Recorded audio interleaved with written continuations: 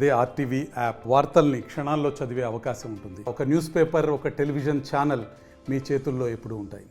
ఉద్యమ పార్టీగా అవతరించిన నాటి టీఆర్ఎస్ పార్టీ నేడు బీఆర్ఎస్ పార్టీగా ఉన్న పార్టీ పార్లమెంట్ ఎన్నికల తర్వాత కనుమరుగైందనే చెప్పవచ్చు. మొత్తంగా బీఆర్ఎస్ పార్టీ ఆవిర్భావం నాటి నుండి చూసుకుంటే ఉమ్మడి నిజామాబాద్ జిల్లాలో కంచుకోటగా ఉంది.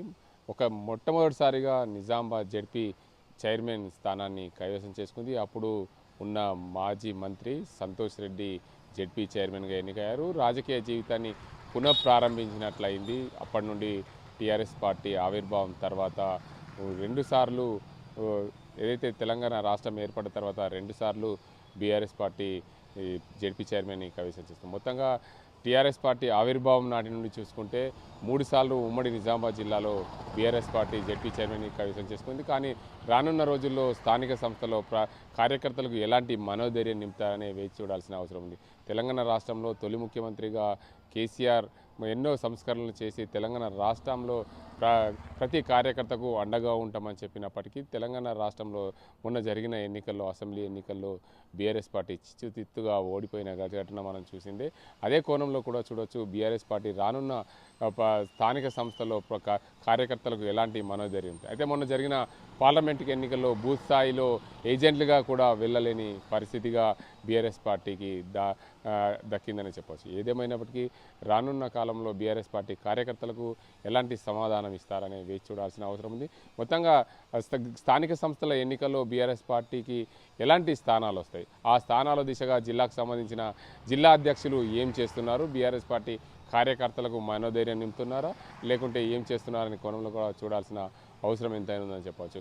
ఉమ్మడి నిజామాబాద్ జిల్లా వ్యాప్తంగా చూసుకుంటే కామారెడ్డి జిల్లాలో 4 అసెంబ్లీ నియోజకవర్గాలు, నిజామాబాద్ జిల్లాలో 5 అసెంబ్లీ నియోజకవర్గాలు. ఈ పూర్తి స్థాయిలో ఈ 9 అసెంబ్లీ నియోజకవర్గాల్లో చూసుకుంటే ఇద్దరే బీఆర్ఎస్ పార్టీకి సంబంధించిన ఎమ్మెల్యేలు ఉండడం దానికి అంతటి కూడా ఎందుకంటే ఈ నిజామాబాద్ జిల్లాలో బాల్కొండ నియోజకవర్గం నుంచి వేముల ప్రశాంత్ రెడ్డి మాజీ మంత్రి వేముల ప్రశాంత్ రెడ్డి బాల్కొండ ఎమ్మెల్యేగా కొనసాగుతున్నారు. మరోవైపు స్పీకర్గా ఉన్న పోచారం శ్రీనివాసరెడ్డి బాన్స్వాడ నియోజకవర్గం నుండి ఎమ్మెల్యేగా కొనసాగుతున్నారు.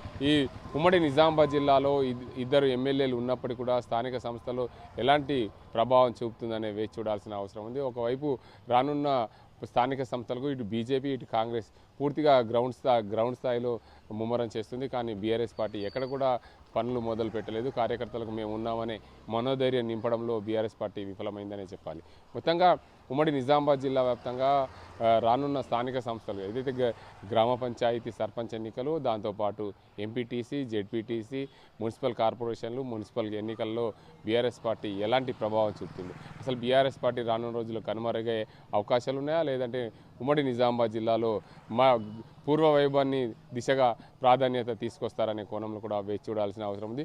ఎందుకంటే టీఆర్ఎస్ పార్టీ ఆవిర్భావం నాటి నుండి ఉమ్మడి నిజామాబాద్ జిల్లా ఎంతో కంచుకోటగా ఉంది. ఆ కాలంలోనే బీఆర్ఎస్ పార్టీ ఏదైతే నిజామాబాద్ జిల్లా జెడ్పీ స్థానాన్ని కైవసం చేసుకున్న నేపథ్యంలో ఇప్పుడు బీఆర్ఎస్ పార్టీ రానున్న రోజుల్లో జెడ్పీ స్థానాన్ని కైవసం చేసుకుంటా కేవలం జెడ్పీటీసీ స్థానాలు గెలుచుకొని అంతకే సరిదిద్దుకుంటుందో అసలు 0 స్థాయిలోకి వెళ్ళిపోయిన టీఆర్ఎస్ పార్టీ రానున్న రోజుల్లో పుంజుకుంటుంది. ఎందుకంటే పార్లమెంట్ ఎన్నికల్లో పూర్తి స్థాయిలో 3వ స్థానానికే పరిమితమైన పార్లమెంట్ అభ్యర్థి రానున్న రోజుల్లో ఎలా ఉండబోతుంది. గతంలో పోటీ చేసిన ఏదైతే చూసుకోవచ్చు మొన్న జరిగిన పార్లమెంట్ ఎన్నికల్లో బీఆర్ఎస్ పార్టీ నుండి పోటీ చేసిన బాజిరెడ్డి గోవర్ధన్ 3వ స్థానానికి నిలిచిపోవడం, దానివల్ల రానున్న రోజుల్లో కార్యకర్తలకు ఎలాంటి మనోధైర్యం నింపుతారో అసలు పార్లమెంట్ ఎన్నికల తర్వాత జిల్లాకు సంబంధించిన నేతలు ఒకరు కూడా కార్యకర్తలకు మేము ఉన్నామని ధైర్యం ఇవ్వలేకపోతున్నారని చెప్పుకోవచ్చు. మరోవైపు ఈ రానున్న స్థానిక సంస్థలకు బీఆర్ఎస్ పార్టీ ఎలాంటి కార్యాచరణ రూపొందిస్తుందని వేచి చూడాల్సిన అవసరం ఉంది. ఇది ఇక్కడ పరిస్థితి. కెమెరా పర్సన్ అజీంతో గంగారెడ్డి, ఆర్టీవీ నిజామాబాద్.